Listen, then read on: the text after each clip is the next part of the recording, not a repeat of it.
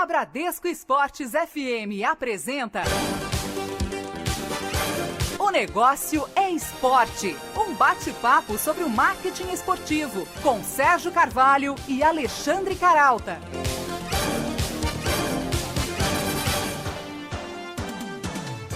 Boa noite para você ligado aqui na Bradesco Esportes FM. Começamos mais uma edição de O Negócio é Esporte, às vésperas do Natal, e quem também está aqui ao meu lado é o jornalista Alexandre Caralta. Boa noite, Caralta. Boa noite, Sérgio. Boa noite, ouvintes. O Negócio é Esporte de hoje é especial. O programa entra no espírito natalino e traz um presente para você. Reunimos o melhor de 3 grandes entrevistas e relembramos agora. E neste primeiro bloco, o Negócio é Esporte quica a bola para uma disputa esportiva transformada em grande espetáculo e que amplia as fronteiras para o mercado brasileiro, a NBA. Pois é, Sérgio, a NBA trouxe esse ano pela primeira vez ao nosso país uma partida oficial entre o Chicago Bulls e o Washington Wizards. E para explicar como o Brasil se torna um aliado na expansão mundial da Liga de Basquete Americana, cujo faturamento da temporada 2012-2013 beirou $1 bilhão só em bilheteria, a gente recebeu o diretor global de marketing e novos negócios da NBA no Brasil, James Cannon. Carol, a gente escuta então os melhores momentos dessa entrevista com James Cannon já. Mas antes, vamos aos principais destaques do mundo do marketing esportivo esse ano. Golaços da semana, os negócios no mundo esportivo. O campeão da Europa, Bayern de Munique, também levanta o troféu no campo dos negócios. Em um levantamento feito pela Brand Finance Consultoria, o time alemão se consolidou como o mais valioso do futebol mundial. A marca do clube, avaliada em $860 milhões, roubou o primeiro lugar do Manchester United, avaliado em $837 milhões. O Corinthians, atual campeão do mundo, é o único representante brasileiro entre os 20 principais clubes, com valor de $103 milhões. O Boca Juniors apresentou alguns reforços internacionais: Homer, Bart, Marge, Lisa e Maddie. Você já sabe de quem estamos falando, não é? Isso mesmo, são os Simpsons. O clube argentino fechou um acordo com a Fox para o uso da imagem dos personagens da série em produtos exclusivos. Eles vão estrelar 15 produtos licenciados do Boca a partir do próximo ano. E vice-versa. O clube também vai poder aparecer em episódios da série Os Simpsons. Muito bem, como a gente falou, o Negócio é Esporte de hoje é especial. A gente vai relembrar o melhor de 3 programas transmitidos esse ano. E começamos com a entrevista do diretor global de marketing e novos negócios da NBA no Brasil, James Cannon. Bem, no Negócio é Esporte dessa semana, então, o nosso convidado é o diretor global de marketing e novos negócios da NBA no Brasil, James Cannon. James, muito obrigado pela sua presença aqui no Negócio é Esporte. Boa noite. Boa noite, Sérgio. Boa noite, Caralta. Como é que vão? Boa noite, muito obrigado, viu, James? Olha, a gente abre aqui falando logo desse jogo de sábado no Rio, né, entre o Chicago Bulls e o Washington Wizards. Pela primeira vez, a NBA traz uma partida da pré-temporada para o Brasil. Então, largo com 2 perguntas, James. Por que o Brasil e qual o objetivo principal dessa iniciativa? O Brasil é a bola de vez, realmente. E a oportunidade para basquete no Brasil é também enorme. Quando a gente pensa em cara Brasil, vemos que, obviamente, é um país totalmente apaixonado por futebol, mas também entretenimento. Acreditamos no NBA que nosso produto, o basquete, nossa liga, combina os 2 elementos de esporte e também entretenimento. Então acreditamos muito que trazendo o nosso produto de volta para o Brasil ao vivo, o jogo aqui na HSBC Arena, esse sábado, é um primeiro passo para animar o povo brasileiro e trazer de volta aquela época, aquele ânimo e paixão para o basquete que tinha nas épocas 90, né? Também acreditamos muito que trabalhando para conseguir colocar o NBA de volta no TV aberta e conseguiremos mais popularidade e mais visibilidade para o esporte de basquete. Então, esse é o porquê o Brasil.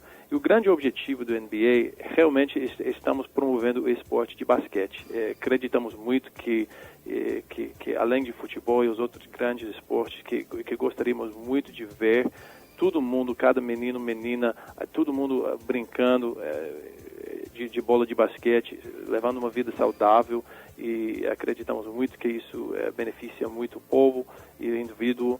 Então, esse é o nosso objetivo e nossa meta para o Brasil.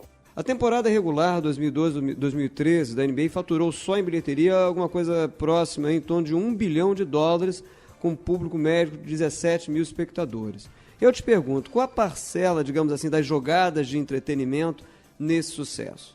Em termos da parcela, é super importante. Eu acho que quando você compara a NBA a outros esportes, a NBA faz um trabalho excelente de combinar o entretenimento com o esporte em si. Então, tem aqueles que iam para o jogo, para os 48 minutos de jogo mesmo, de todo jeito. É torcida apaixonada. Agora, a gente começa a ver com esse elemento de entretenimento, e quando eu falo de entretenimento, eu estou falando de quê? Estou falando dos mascotes que entram, fazem um showzinho, temos dançarinas, temos outros equipes de enterrados que entram, a gente tem o show de intervalo. E então, cada um de nossos jogos é programado, não sei se vocês acreditam, mas por minuto. A gente sabe que, olha, primeiro parado do primeiro quarto vai acontecer isto, e assim que tiver uma outra parada, a gente tem tudo programado para isso. E o resultado desse entretenimento, a gente abrange muito mais espectadores, e realmente eu acho que distingue muito nosso produto de outros esportes. É uma grande parte do que realmente destaca a NBA no que a gente faz. Olha só, James, a NBA vem investindo no país em outras ações, né? Recentemente lançou a loja virtual, negocia com as emissoras de TV aberta para alguns jogos da NBA, para que alguns jogos da NBA, né, voltem a ser exibidos para todo o país e tal. Queria que você falasse um pouquinho mais agora dos planos de expansão da Liga no Brasil. A expansão da Liga em si é sempre um assunto que puxa muita atenção. A Liga já conta com a equipe de Toronto, que é uma equipe internacional. Agora, eu acho que o maior desafio com a expansão da Liga obviamente, o planejamento dos jogos, viagem das equipes, com uma temporada de tantos jogos quanto a gente joga. Nossas equipes viajam muito. Então vem com um certo desafio de logística e tudo. Então eu acho que desejo tem de fazer essa expansão. E agora eu acho que agora só falta a logística e planejamento de como fazer isto. Mas devido a essa dificuldade, a barreira da logística, é por isso que justamente aproveitamos de nossa pré-temporada a viajar nossos times para tantos lugares diferentes e para poder compartilhar esse sabor NBA com vários lugares. Então, contamos com jogos em Manila, Taipei, Shanghai, estamos em Manchester, para listar alguns das cidades onde temos jogos este ano, e seguiremos com esses, a gente chama do Global Games da NBA, nos anos futuros, até que a gente desenvolver um plano mesmo de ou expandir, ou como a gente integrar mais equipes na Liga. James, a NBA recentemente anunciou que procura um profissional de marketing no Brasil para buscar oportunidades de negócios, né? Qual o grande desafio da Liga para entrar definitivamente no mercado brasileiro? Olha, eu vou ser sincero, eu acho que, ainda somos basquete, gente. Eu também sou apaixonado por futebol, mas eu acredito que o maior desafio é que a gente estamos falando para um público que entende e gosta de futebol. Até o brasileiro que não é doente por futebol entende, certo? Acho que nosso jogo, para muitas pessoas que não são apaixonados, é novo. Então, para o marketer de um banco, eu sempre faço essa comparação. Imagina que você é o gerente de marketing de uma grande empresa brasileira, qualquer que for. eu imagino que indo lá para ter o chefe apostando, dizendo, chefe, eu acho que a gente deve apostar a camisa do Botafogo, ou qualquer time desse carioca, patrocinar a FIFA. Não tem muito risco para a tua profissão, certo? Eu acho que o cara que tem a coragem de dizer, sabe o que, chefe, eu acho que a gente apostando no público de basquete, patrocinando a NBA, vamos lá. Olha, cara, eu vou admitir, o cara está arriscando muito, porque não é uma coisa tão normal, não tão... Então, eu acho que o nosso primeiro desafio é a educação de nosso jogo, que é nossa responsabilidade ensinar o povo brasileiro sobre o jogo de basquete, também convencer as pessoas que estão gastando sobre o futuro, não somente da NBA, mas do basquete aqui no Brasil. E terceiro, começar a fazer a interação entre nossos parceiros e nossa marca com a torcida. Eu acho que um grande exemplo que eu gosto é o que Heineken tenha feito para a UEFA Champions League. Quando vocês pensam em UEFA Champions League, vocês pensam primeiro em quê? A Heineken, né? Eles têm feito uma grande propaganda global sobre a associação com esse campeonato. Então, eu acho que esses são os 3 desafios que estamos enfrentando no momento e esperamos conquistar uma por uma. A gente sabe aí que o sucesso comercial de um esporte depende, entre outros aspectos, do bom ambiente de negócio, né? Você acha que a entrada, por exemplo, da Liga Americana, né, da NBA aqui no Brasil, pode ofuscar o basquete nacional? Acredito que não. A gente tem trabalhamos muito bem com o CBB. A gente vê, por exemplo, eu não vejo que, por exemplo, as ligas da Europa atrapalhando os campeonatos mundiais quando o Santos saiu para jogar contra Barcelona. Eu não vejo essas competições globais e as ligas regionais, eu não vejo eles atrapalhando o esporte local. Eu acho que se tiver algum efeito, eu acho positivo. Imagina a oportunidade de Neymar ir jogar lá, lado a lado ali o Messi. Eu acho que isso não danificou nada o esporte brasileiro, não prejudicou. Agora, a torcida Santos perdendo o Neymar para Barcelona, talvez podem discutir que foi resultado disto, que roubaram o Neymar para lá, mas eu acredito que o jeito que estamos trabalhando com o CBB e o basquete local tem uma atitude e um pacto de parceria. Nosso objetivo é promover o basquete utilizando nossos recursos. Nossos recursos são todas as marcas de nossos times, nossos atletas, que são jogadores, e contamos muito com a ajuda do CBB em nossos eventos de base. Eles têm nos ajudado muito em termos de nossos eventos locais. Trabalhamos muito com os clubes, estamos trabalhando com o Clube Flamengo, com Mangueira, quando a gente faz esses treinos para crianças, e a gente chama de clínica, né? Não sei se essa palavra onde tem o sentido certo, mas a gente faz clínicas locais com os clubes. Então, nossa ideia não é de prejudicar, atrapalhar nada do basquete local. Nossa ideia é trazer nossos astros para o bem-estar e desenvolvimento do jogo ao globo todo. Uma das novidades, né, da temporada 2013-2014 da NBA é a adoção, né, nos uniformes das equipes, né, de patrocinadores, né, que já é um modelo muito usado aqui. Até os clubes de futebol são criticados por concentrarem grande parte das suas receitas nessa ação, né, em patrocínio estampado no uniforme. Pois eu te pergunto, por que a NBA só resolveu adotar esse modelo agora? É uma boa pergunta, e até que eu saiba, é um assunto que ainda está sendo explorado. Como eu falei antes, a NBA é uma conglomeração de marcas, e uma das marcas que temos é também o WNBA, que é a liga para as mulheres, onde estamos experimentando já com um patrocinador na camisa das uniformes delas. É uma oportunidade de comercializar o uniforme. Eu acho que tem os dois lados do argumento, né? Você tem o tradicionalista que argumenta, que discute que não deve ser, que tem que ter na camisa nome da equipe mesmo, e você tem o outro lado que fala, olha, é uma oportunidade comercial tremenda para alguém bancando, patrocinando aquela equipe de viver para sempre nos nos posters, nas imagens da equipe. Então, olha, é um discurso que segue.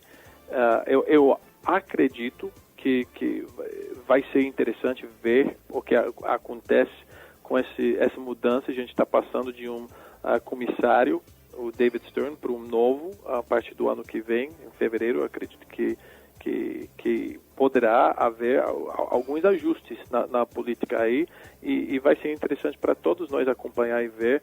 Pessoalmente, eu sou meio neutro disso, porque vindo do mundo de futebol, eu entendo a oportunidade de comercializar isso, especialmente para um jogo que não para muito, entendeu? Mas eu acho que no caso de basquete, tem vários intervalos, tem oportunidade para comercializar através de mídia, então não sei se é tão necessário fazer. James, quanto é que vale aproximadamente a marca NBA, né, com a sua audiência de mais de 1 bilhão de espectadores no mundo? Olha, isso é uma pergunta boa. Eu já ouvi vários números desde Ford dizendo 20 bilhões a 30 bilhões. É um número muito grande. Mas para dizer, para dar um número fixo firme é muito difícil. Mas o que é impressionante sobre o NBA é uma coisa que geralmente só bate na imprensa num sentido negativo, que é o nosso Collective Bargaining Agreement. Esse acordo coletivo entre os jogadores, equipes e tudo, é realmente um acordo no mundo de marketing esportivo impactante e interessante, que realmente faz tudo, que vai linkando tudo, desde os jogadores, as equipes, para dentro de uma empresa e organização da NBA, que realmente faz um grande valor, que parcela tudo dentro da organização e traz o sucesso que tem atingido ao longo de sua existência e desde sua formação. Bem, para a gente terminar, James, que táticas adotadas aí no marketing da NBA você considera, ou você acha que os nossos executivos aqui no Brasil, né, poderiam aplicar na gestão do basquete brasileiro? Olha, eu acredito que a integração na marca e a aproximação ao jogo. Se eu tivesse uma dica para dar, procura um nenê, um jogador brasileiro que está realmente se destacando no esporte e atrela eles à tua campanha de endosso do basquete local, da liga local, o que for, e isso cria uma credibilidade de seu posicionamento. Por exemplo, Nike e Adidas, eles sempre se posicionando no esporte, se sentem natural por causa da marca deles, mas, por exemplo, os bancos e tipo, Correios patrocinando um esporte, eles precisam dessa voz, dessa personalidade, que são esses jogadores que realmente traz uma credibilidade para o torcedor, dizendo, olha, esse cara está utilizando, endossando esse produto, eu gosto dele, ver como ele trabalha. Eu diria, essa é uma dica que eu gostaria de ver mais marcas globalmente, utilizando e aplicando seus esforços de marketing esportivo. Você relembrou aqui os melhores momentos da entrevista do diretor global de marketing e novos negócios da NBA no Brasil, James Cannon, falando sobre os investimentos da Liga Americana de Basquete no nosso país. A gente faz agora um rápido intervalo e no próximo bloco o Negócio Esporte traz para você o universo das pesquisas do marketing esportivo. O intervalo é rapidinho e a gente volta já já. Um pit stop. O Negócio a Esporte volta já na Bradesco Esportes FM. Na Bradesco Esportes FM, o negócio é esporte, com Sérgio Carvalho e Alexandre Caralta. De volta aqui na Bradesco Esportes FM com o Negócio Esporte. Eu lembro que você pode ouvir esse programa e também os programas anteriores acessando a nossa página na internet www.onegocioesporte.com.br. Pode também curtir a nossa fanpage no Facebook e ainda nos seguir no Twitter, no endereço @onegocioesporte, @onegocioesporte.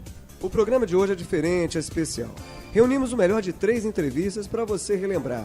Antes de a gente trazer a próxima entrevista, vamos saber a agenda dos negócios esportivos do nosso Circuito dos Negócios. Não perca o que vem por aí no marketing esportivo.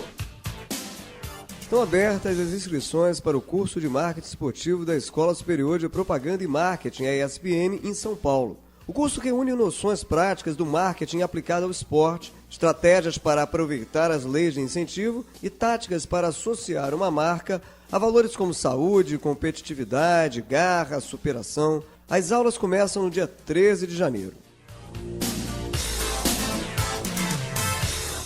A Fundação Instituto de Administração, a FIA, abriu as inscrições para o curso online Gestão de Negócios Esportivos. O conteúdo foca no aperfeiçoamento da qualidade da gestão nas instituições esportivas e aborda temas como gestão de arenas, legislação esportiva, estrutura organizacional de clubes, entre outros. As aulas começam no dia 24 de fevereiro. Você encontra mais detalhes sobre este e outros cursos na nossa página na internet www.onegocioesporte.com.br. Nesse segundo bloco, o Negócio Esporte mergulha no crescente e curioso mundo das pesquisas do marketing esportivo, cada vez mais encomendadas para mapear, por exemplo, o perfil do torcedor e os caminhos para conquistá-lo. Quem conversou com a gente foi o economista Fernando Ferreira, sócio da Pluri Consultoria e da Brasil Sports Market. Formado em Economia pela Universidade Federal do Paraná e com especialização em Gestão e Marketing Esportivo pela Trevisan Escola de Negócios e Pesquisa de Mercado pela FGV, Fernando Ferreira é o sócio fundador da Pluri Consultoria e também da Brasil Sports Market. Fernando, boa noite, é um prazer receber você aqui em mais uma edição de Negócio Esporte. Boa noite. Olha, boa noite, Sérgio Caralto, prazer estar aqui com vocês, disposição aí para esse bate-bola. Fernando, eu começo logo com uma bola dividida, que é o preço dos ingressos. A gente teve recentemente aí, agora na final da Copa do Brasil, entre Flamengo e Atlético Paranaense, vencida pelo Flamengo. A gente teve aí mais um capítulo dessa polêmica em torno do preço ideal dos ingressos. Há uma discussão entre aqueles que defendem, né, um preço ligeiramente maior por conta de uma mudança de perfil nesse consumo aí de futebol, com arenas mais em melhores condições, com mais conforto, etc. E outros que acham que isso significa uma elitização do futebol, que justamente se tornou o que é pelo fato de ter um acesso, de dar um acesso popular, né? Então eu queria entrar já de cara nesse ponto aí, perguntando para você qual é a sua opinião, você que é um especialista em marketing esportivo, lembrando que a Pluri, numa pesquisa recente da Pluri, constatou que o preço dos ingressos subiu 40% nesse ano. Você acha isso razoável? Qual é a sua avaliação? Bom, não é razoável. A gente tem hoje, uma pesquisa que nós fizemos, se você pegar os 20 clubes da Série A do Brasil e de outros 15 países, 15 grandes centros do futebol, comparar o preço do ingresso mais barato em cada um desses países, comparar isso com a renda per capita de cada país, a gente chega à conclusão que o Brasil tem o ingresso mais caro do mundo. Ou seja, a população brasileira é que consegue comprar a menor quantidade de ingressos com a renda que ela tem disponível. Tá? Esse é um dado. Isso já é sintomático para explicar boa parte do problema que a gente tem. A questão do preço, eu vejo muita confusão nesse debate. As pessoas costumam falar assim, o preço não é o único problema. Tem um problema de horário, tem um problema de alguns estádios, acesso, diversas outras, a qualidade do jogo e tudo mais. Se o jogo não tem atrativo, se o jogo é disputado num estádio com equipamento ruim, se o jogo é um clássico que tem muita violência, se o horário não é adequado, se o acesso àquele estádio não é bom, tudo isso tem que ser ajustado à oferta e à demanda do jogo pelo preço. Então o preço não é um elemento paralelo, ele é um elemento que fecha a equação. Ele é um elemento que você utiliza para atingir o teu objetivo de criar uma determinada demanda. Ou seja, se eu quero ter um determinado público no estádio, a partir das condições daquele jogo de atratividade, eu determino que o preço vai ser adequado para aquilo. Na sua opinião, né, qual é o calcanhar de Aquiles?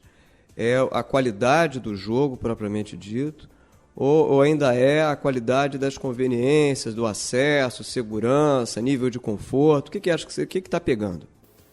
Eu acho que a gente teve um avanço substancial com as novas arenas. Agora, ainda não temos a plenitude disso, porque o serviço ainda, a gente vê que, como a gente não tem a cultura, mesmo os operadores estão aprendendo, mas vão aprender.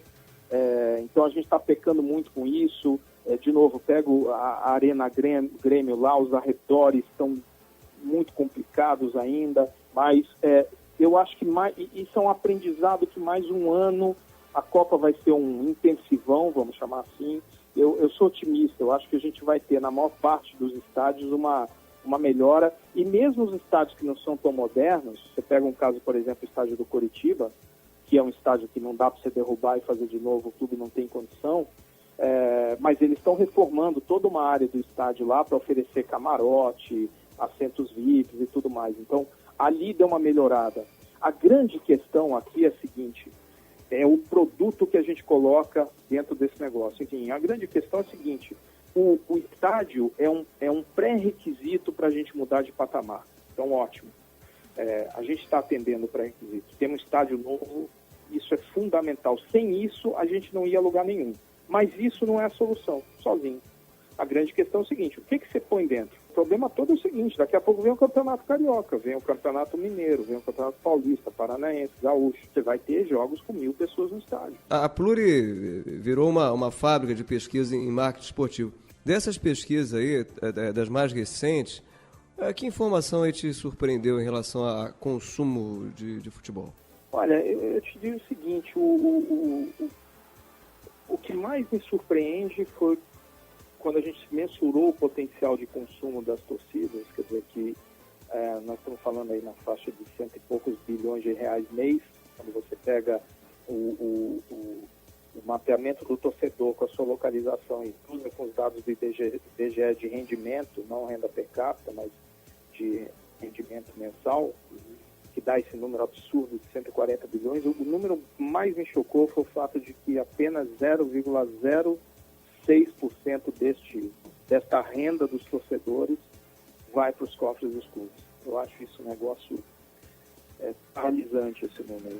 Agora, de tudo que o torcedor tem e do efeito que o futebol provoca na vida do torcedor, você conseguir só 0,06% do rendimento dele, eu acho um negócio impressionante mesmo. Agora, você acredita que esse resultado pode ser por conta de quê? De uma falha de comunicação, relacionamento do clube com o torcedor? Por que esse número é tão baixo? Eu acho que é uma questão de falha, eu acho que a questão de o marketing esportivo está amadurecendo no país. Eu acho pelo fato de que os clubes tratam o marketing esportivo como sendo um gerador de receita e não vamos dizer, uma atividade muito mais ampla dentro do clube, pelo fato da área de marketing para muitos clubes ser tratado como custo e não como investimento, e pelo fato de que os clubes se concentram violentamente naqueles grandes contratos que não dão muito trabalho e que geram um grande retorno, por exemplo, TV e patrocínio de camisa. Então, o resto fica negligenciado no meio dessa confusão. Fernando, a gente tem visto agora um movimento que tem chamado um pouco a atenção, né? Um movimento liderado pelos jogadores, né? Que é o Bom Senso Futebol Clube, que tem protestado antes dos jogos, pedindo mudanças aí no calendário do futebol. E o que você acha que deve ser feito, então, para adequar esse calendário brasileiro às exigências dos jogadores? Quer dizer, com tantas competições, tem campeonato estadual, Libertadores, Copa do Brasil, Campeonato Brasileiro, e esse ano, em especial 2014, ainda temos a Copa do Mundo aí para complicar, para apertar ainda mais o calendário. É possível ajustar o calendário? Não, é possível, é muito difícil pela questão política, mas a gente tem que caminhar para um modelo europeu, não o calendário europeu, aquele que começa em maio e começa em junho e termina em maio. Não é isso que eu me refiro, mas o modelo que funciona no mundo inteiro, que é o quê? O campeonato nacional durar o ano inteiro.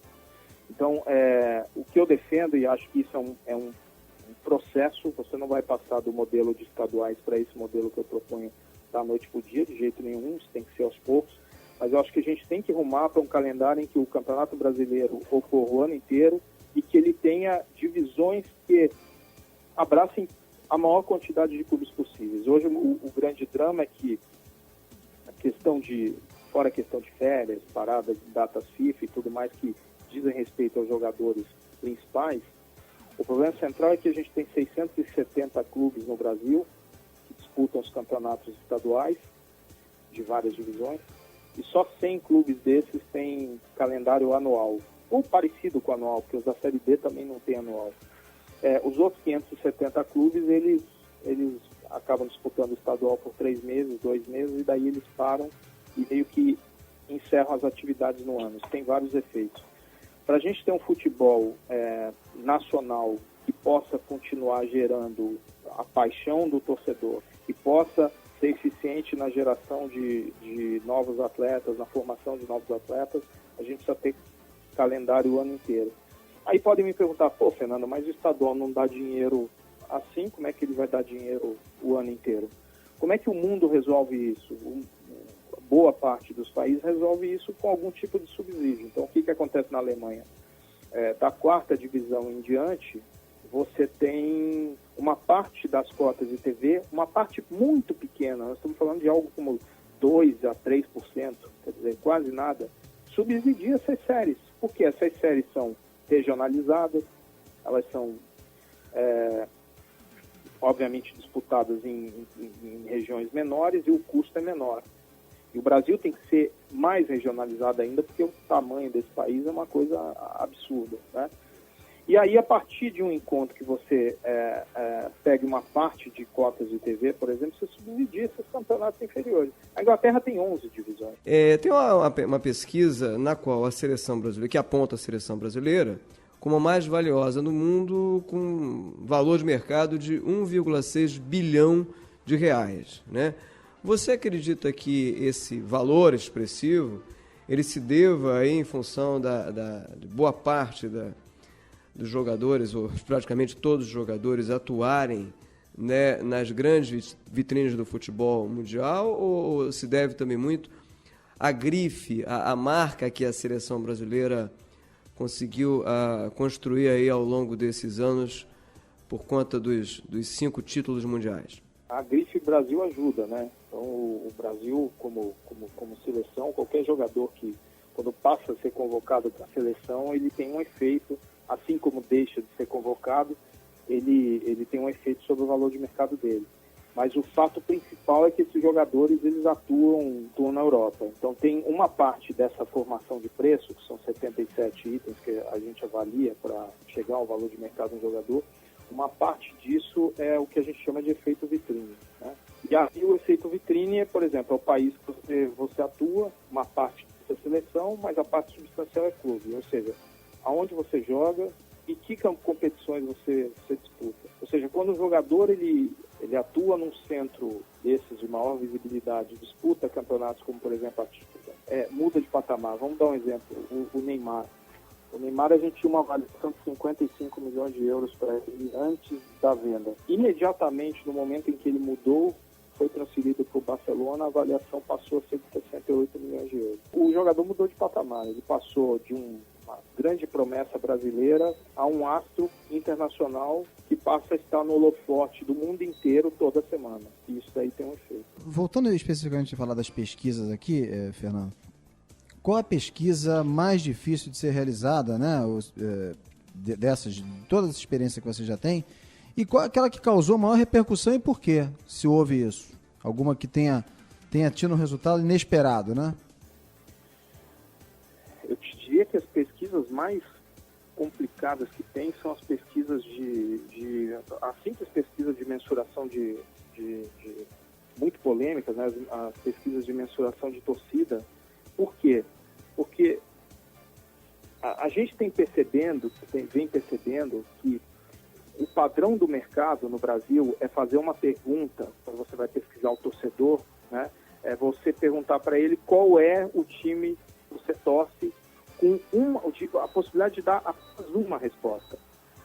E, rapaz, o que a gente está, além disso ser extremamente polêmico, né? Porque o torcedor sempre acha que tem muito mais torcida do que realmente tem, tem um aspecto que tem nos incomodado muito ultimamente, que é o fato de algumas cidades, a gente tem recebido muita demanda vindo dessas cidades, por exemplo, Joinville, Juiz de Fora, Ribeirão Preto, Caxias, Londrina. São essas cidades médias onde o torcedor se diz sempre um torcedor de um grande centro, mas quando você repara o engajamento daquelas torcidas com o time local, você percebe que tem alguma coisa fora do lugar. E isso está na necessidade, no nosso modo de ver, de você estratificar essa pergunta. Você tem que perguntar para o cara qual é o seu time de coração nacional e ir reduzindo essa pergunta para o estadual e municipal. Sabe por quê?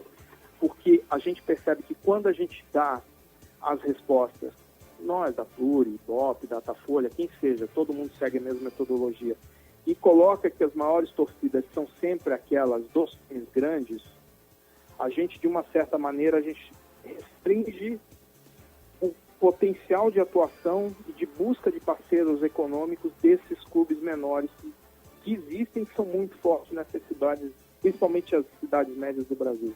Fernando, só para a gente terminar aqui, tem alguma pesquisa sendo preparada nesse momento pela Pluri? Você pode adiantar algum resultado para a gente? Agora o ano está chegando ao fim, né? Então a gente vai dar uma parada, que a gente tem alguns estudos sobre as finanças dos clubes, e o que eu posso te adiantar é que essa avaliação é uma avaliação que considera o porte dos clubes e a saúde financeira deles, e a gente pondera aí com pesos para tentar identificar quais clubes têm a melhor estrutura financeira do país. E hoje o clube com a melhor estrutura financeira do país é o Atlético Paranaense, é isso que o estudo vai mostrar. Um clube sem dívidas e com estádio padrão Copa do Mundo, não tem o mesmo porte dos clubes do eixo Rio-São Paulo, mas é um clube absolutamente saudável. É um dos poucos clubes brasileiros que, se você pegar aquele balanço, tirar o nome e entregar para um analista, ele vai olhar e vai falar: poxa vida, esse cara está numa saúde financeira boa. Você relembrou aqui os melhores momentos da entrevista do sócio da Pluriconsultoria e da Brasil Sports Market, Fernando Ferreira, ao Negócio Esporte, falando sobre as pesquisas do marketing esportivo. A gente faz agora um rápido intervalo e no próximo bloco o Negócio Esporte traz para você uma tática considerada por boa parte dos especialistas em marketing uma questão de sobrevivência para os clubes da elite do nosso futebol, o programa Sócio Torcedor. O intervalo é rapidinho e a gente volta já já. Um pit stop. O Negócio é Esporte volta já, na Bradesco Esportes FM.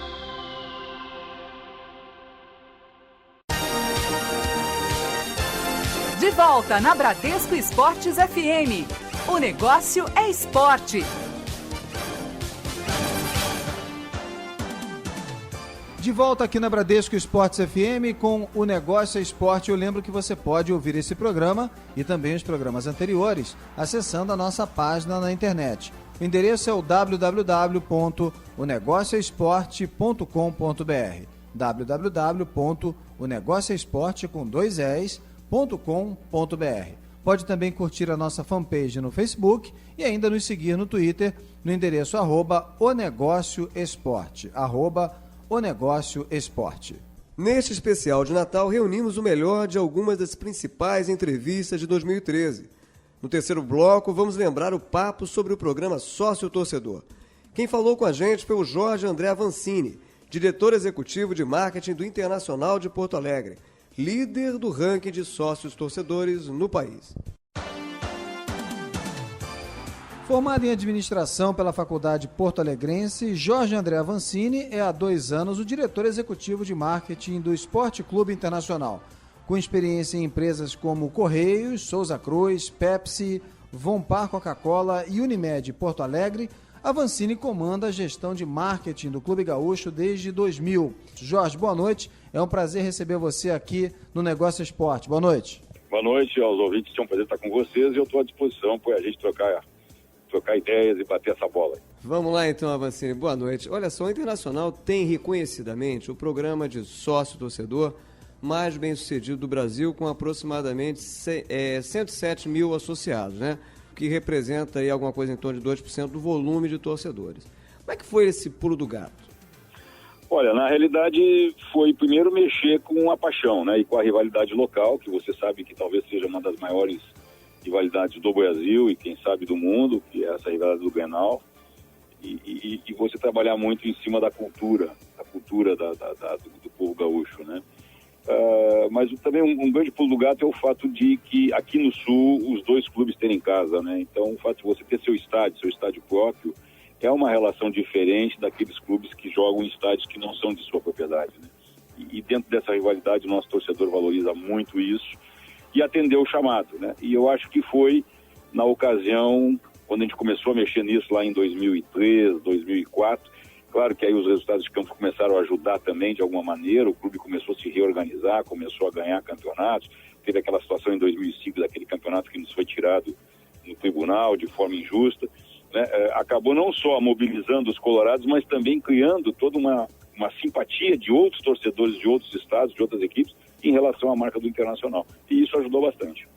Avancini, como a gente observou aqui na abertura do programa, aos pouquinhos, à medida em que as gestões dos clubes vão se tornando mais profissionais, né, a gente percebe que não basta contar com a boa vontade do torcedor para melhorar as finanças do clube do coração e passa-se então a oferecer, em contrapartida, além do desconto nos jogos, né, alguns outros benefícios, né? Que benefícios hoje se incorporam ao programa do sócio torcedor e quais você considera aqueles mais importantes para a adesão do torcedor? Bom, são as experiências vivenciais, né? Eu acho que uma das coisas que a gente descobriu na época, quando começou a se redesenhar o modelo social e redesenhar todo o marketing do Inter, tentou entender o que o torcedor queria, o que levaria ele se ligar mais ao clube, que não fosse somente o resultado de campo, o campeonato, o título, que isso, claro, isso é importante, isso é a nossa atividade fim. E a gente foi descobrir que, no fundo, esse torcedor ele não queria nada diferente do que fosse a sua experiência de vivenciar o clube. Então você não precisava sortear carro, não precisava sortear televisão, ou sortear algum equipamento eletroeletrônico, porque isso era um valor muito pequeno, diferente de que você poder oferecer o seguinte: esse torcedor vai ser sorteado para ir lá conversar com o presidente, para conhecer o vestiário, para de repente ir na suíte do estádio, sugerir alguma ideia para o departamento de marketing. Verdadeiramente a exclusividade de ações, né? Ações exclusivas mesmo. Isso é um ponto que nós definimos desde o início, né? Quando a gente começou a desenhar o projeto de chegar a 100 mil sócios, a primeira coisa foi que o sócio teria prioridade em tudo, e isso o Internacional não abre mão. Alguns especialistas, eles até acreditam que em curto prazo, né, vai se haver um divisor de águas. Só vão alcançar um patamar maior de receita e só vão avançar aqueles clubes que tiverem um estádio próprio, no qual, por exemplo, pode-se abrir, né, ao sócio ou a esse consumidor mais fiel, né, a oportunidade de, como você disse, experimentar experiências exclusivas, né? O estádio próprio passa a ser uma questão, deixa de ser como se diz, um plus, passa a ser mais do que nunca uma questão de sobrevivência. E que modelo você acha mais interessante? Não, eu te diria que talvez não seja uma questão de sobrevivência, mas ele é fundamental. Ele é importantíssimo, tanto que eu coloco isso, que é uma das razões, quando me perguntam, né, nas minhas palestras pelo resto dos 100 mil sócios, eu digo que nós temos casa. Você tem toda uma história, tem toda uma alma, tem toda uma tradição, né? De você saber que ali eu assisti a inauguração naquela cadeira, né? Então ela é fundamental, porque na realidade, se o torcedor não se sente proprietário daquele local, fica difícil. Você não cria identidade, você não tem história, né? E os clubes que não têm a sua casa, que não têm os seus estádios, eles não conseguem ter história. E esse é o lado, vamos dizer, emocional. Aí vamos para o lado racional, que é o lado do marketing. Se eu não tenho a minha casa, cada vez que eu quero fazer uma ação num estádio que é gerido por uma outra empresa, o clube tem que pagar. Isso é custo. E muitas vezes você não consegue aplicar os programas, e esses que eu falei que nós desenvolvemos ao longo dos últimos 10 anos aqui no Internacional, porque eles não tinham custo. Porque se na época nós tivéssemos que pagar para poder levar o sócio a ir no gramado, porque esse gramado hoje ele não pertence ao clube e pertence a uma empresa que explora o estádio, ele começa a se tornar inviável, você não consegue recurso, né? As coisas que o nosso torcedor quer estão aqui dentro e são de graça, que é entrar no campo, fazer um chute a gol, ir no vestiário, sentar no lugar onde o D'Alessandro troca a roupa, né? Isso aí era de propriedade do clube. Então quem não tem essa propriedade, ele vai ter que pagar isso. Qual o peso, né, do ídolo transformado em garoto propaganda para o sucesso de iniciativas como os programas de sócio-torcedor? Olha, essa é uma pergunta bastante importante e, ao mesmo tempo, uma pergunta bem complicada para responder, porque você vive numa atividade que depende de ídolos, né? Hoje o futebol moderno, ele depende de ídolos, depende de um bom palco, que é o estádio, e depende do seu consumidor, do seu torcedor, né, ou do seu cliente, que é aquele apaixonado pelo clube. Você ancorar em cima dos ídolos, muitos estão fazendo isso, né? Eu às vezes tenho um pouco de dúvida, porque se você não tiver do outro lado um ídolo que tenha um comportamento, uma postura que devolva aquilo que você espera, né, ele pode jogar toda uma campanha de marketing no lixo, né, e todo um trabalho e todo um esforço no lixo. A gente no Internacional tem procurado diluir isso, a gente não procura concentrar em cima de um único ídolo, né? Porque se tiver algum problema, né, ou até mesmo esse ídolo vai embora, porque no futebol as coisas são muito dinâmicas, né? Daqui a pouco ele deixa o clube, você não fica agarrado com aquela campanha sem ter o que fazer. Eu acho que tem que ter muito cuidado. Você não vive sem eles são importantes, mas ao mesmo tempo eles podem te trazer muito resultado, mas também, né, te trazer muitos problemas. E aí teria N exemplos para a gente mostrar. Uma das críticas recorrentes à gestão dos clubes aqui no Brasil é a concentração das receitas do marketing em uma ou duas cestas principais aí. Em geral, né, se associa aos direitos de transmissão e de televisão, da televisão, e ao patrocínio, muitas vezes até o patrocínio da camisa, puramente, né? Que outras iniciativas, além do sócio-torcedor, você considera aí essenciais para diversificar a receita do marketing num clube de futebol? Bom, primeiro que aqui a gente mudou isso, né? Aqui no Internacional a televisão não entra para o marketing, né? Isso é a televisão, por uma decisão do clube, ela é uma receita do futebol. Então já, desde o início, para a gente ser diferente, nós tínhamos que correr mais atrás, porque tu não tinha aquela verba garantida, assim como as receitas de quadro social também não caem no marketing. Então o marketing internacional hoje ele é muito bem diluído, quer dizer, eu tenho as receitas das vendas dos patrocínios, que é a principal fonte, vem junto logo depois a área de licenciamento. Hoje o Internacional é um dos clubes que mais fatura em licenciamento no Brasil, nós chegamos na casa aí de 11 milhões de reais faturando de licenciamento, sendo uma torcida de 6 milhões de torcedores, né? E aqui no sul do Brasil, quer dizer, eu não estou no mercado como o Rio e São Paulo, nem tenho 20 milhões de torcedores, imagina se tivesse esse potencial.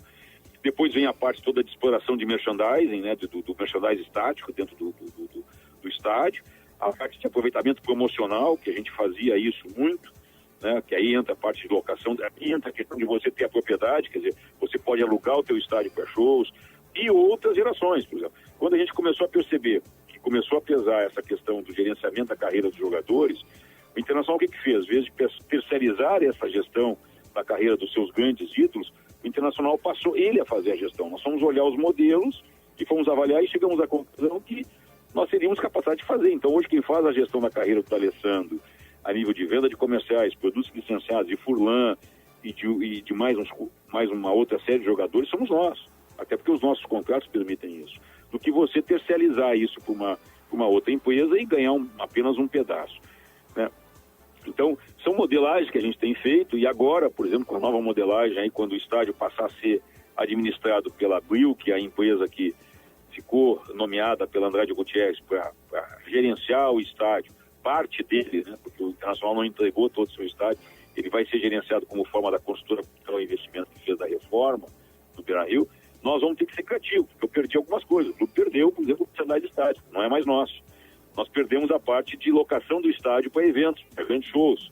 Então nós estamos buscando o que hoje? Alternativas. Então nós estamos jogando muito forte nas redes sociais, estamos estudando muito sobre o comportamento, de como você fazer receita disso, né? De buscar outras alternativas e até também pelo surgimento de novas ferramentas, que cada dia vem coisas novas. Avancini, você está falando aí de receita, então deixa eu te perguntar, antes que eu me esqueça, quanto aproximadamente, só para o ouvinte ter aí uma referência, o programa sócio-torcedor do Internacional, que como a gente disse na abertura, é reconhecidamente um dos mais bem-sucedidos, né, no Brasil, gera para o clube, né? E qual o percentual dessa iniciativa na receita total?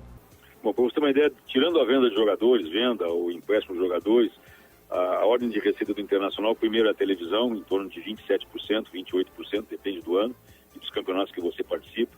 Logo em seguida vem a receita com quadro social, que basicamente é muito próximo da receita de televisão, em torno de 25%. E depois vem as receitas de marketing, que aí são divididas em patrocínio, né, aquelas que eu falei, patrocínio, licenciamento e a parte de eventos e outras receitas ligadas a marketing. Então hoje a participação do processo de quadro social ela é fundamental. Tanto que o Inter continua no seu projeto de expansão do quadro social, né? E hoje nós estamos discutindo, quer dizer, vamos querer crescer, nós temos uma meta no planejamento do clube, que é chegar a 200 mil sócios até 2019, que é quando o clube completa 110 anos. E hoje já está uma discussão diferente. Quer dizer, de repente, não vamos crescer tanto, mas vamos aumentar, né, o ticket médio deste sócio atual. Fazer que esse sócio tenha, né, um maior envolvimento com o clube, uma maior participação. Mas para isso nós precisamos oferecer coisas para esse torcedor. A gente conversa em Negócio Esporte de hoje com Jorge Avancini, que é diretor executivo de marketing do Internacional de Porto Alegre. Avancini, do jeito que a gente fala, às vezes parece que o desempenho do time, como diria o Parreira, é um detalhe, né? Na sua avaliação, qual o peso do sucesso nos gramados para programas de fidelidade? Ou até que ponto o desempenho do Inter nesse brasileiro, abaixo do que se imaginava com o time montado, atrapalhou a adesão ao programa sócio-torcedor? Eu não tenho como dar matematicamente, né? Mas eu assim que atrapalhem muito ainda. O torcedor brasileiro está muito ligado, diferente do europeu, né? O resultado de campo ainda influencia muito em todos os projetos, né? Quer dizer, muitas vezes você vai lançar um produto, nós temos que estar preocupados em saber qual é o jogo de domingo, para projetar o resultado do jogo, e dependendo da importância do jogo, ou dependendo do resultado, você não pode lançar o produto na segunda-feira ou na terça-feira, porque você não vai ter sucesso. Que é um pouco diferente da Europa, né? Da Europa, o torcedor, ele vai lá comprar o ingresso da temporada do seu time, e mesmo sabendo que seu time não vai ter chance, que ele vai ficar lá dentro da primeira divisão, mas ele não vai ser campeão, eu estou falando dos times médios, principalmente da Inglaterra, né? Você consegue botar 30, 40 mil fãs dentro do estádio. É uma questão cultural, né? O brasileiro tem essa cultura, o segundo lugar não vale nada, ou você é campeão ou não vale nada, o que é lamentável. Então, a gente tem tentado trabalhar e mostrar para o sócio que, claro que o resultado de campo é importante, nós dizemos disso, precisamos dele, mas também o sócio não pode abandonar, né? Porque se abandona, você não consegue retroalimentar a máquina. Avancini, vou te colocar aqui agora numa mini saia justa, tá certo? Falar um pouquinho dessa rivalidade, né? Porque a rivalidade entre o Inter e o Grêmio, né, é uma das mais fortes do futebol brasileiro, levada muito a sério pelos gaúchos, né? Você acha que essa rivalidade atrapalha ou ajuda mais o negócio? Quer dizer, inclusive até na captação de patrocínios, a rivalidade atrapalha mais ou ajuda os negócios? Não, é as duas coisas. Ela atrapalha no momento em que nós perdemos as confederações por uma penalização, né, que eu chamo. Foi uma briga de que um não queria que deixasse acontecer no estádio e o outro, a Copa das Confederações foi embora e o Rio Grande do Sul perdeu 250 milhões de dólares, que é o que deixou de entrar na economia, pelo turismo, por tudo que aconteceu na Copa das Confederações, nas cidades que aconteceu, né?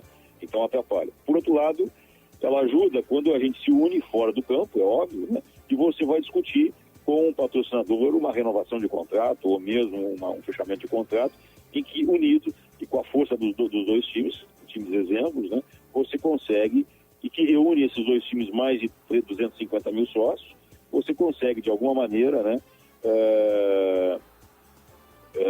potencializar e negociar melhor, né? E a gente tem praticado isso, quer dizer, a gente é adversário fora das 4 linhas, mas eu mesmo tenho uma boa relação com o marketing do pessoal do Grêmio, lá com o Beto, antigamente com o Paulo César Verardi, né? E tivemos grandes avanços, principalmente nas áreas de marketing, tentando desmistificar. Claro, nós temos um preconceito aqui no mercado gaúcho que as empresas, elas entendem que elas não conseguem estar num time só.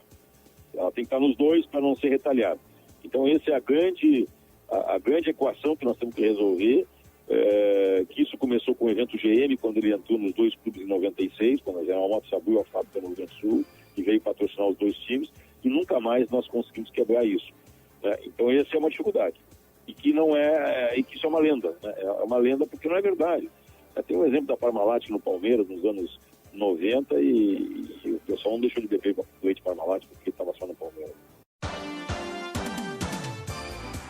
No programa de hoje, você relembrou aqui os melhores momentos da entrevista do diretor executivo de marketing do Internacional de Porto Alegre, Jorge André Avancini, falando sobre o programa Sócio Torcedor.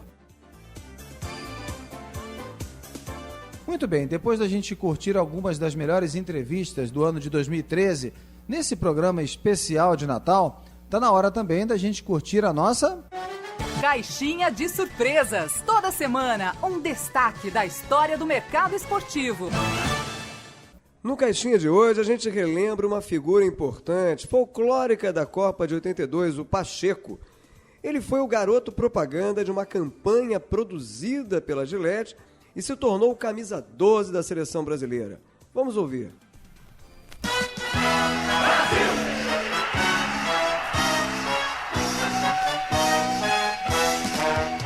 Pacheco, camisa 12, é que vai na frente da seleção. Brasil! Pacheco, camisa 12, vai vibrar com a gente de bandeira na mão. Gillette, Brasil, que é bom de bola, vai mostrar sua escola quando a bola rolar. No campo do estrangeiro, meu Brasil brasileiro vai botar pra quebrar. E a turma entusiasmada em cada boa jogada vai juntinha gritar: Brasil, Brasil, nós chegamos lá. Brasil, Brasil, nós chegamos lá. Brasil, Gillette.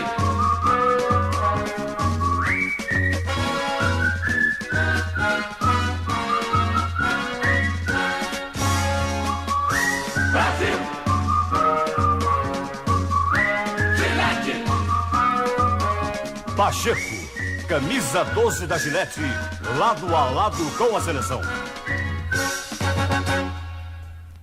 Muito bem, esse aí foi o Pacheco, o nosso torcedor camisa 12, o símbolo criado pela Gillette como mascote para a Copa de 1982. E você pode assistir o vídeo desse comercial acessando a nossa página na internet, www.onegocioesporte.com.br. Procure na aba de vídeos. E assim a gente encerra essa edição especial de Natal de O Negócio Esporte, que teve a produção e edição de Carol Farias. A gente volta na próxima segunda, sempre às 10 da noite, aqui na Bradesco Esportes FM, nesse fim de ano, trazendo para você alguns dos principais momentos do nosso programa no ano de 2013. Então, na próxima segunda-feira, temos mais um encontro com um bate-papo sobre o marketing esportivo. Um bom Natal a todos, uma ótima semana e até lá! Na Bradesco Esportes FM, o negócio é esporte, com Sérgio Carvalho e Alexandre Caralta.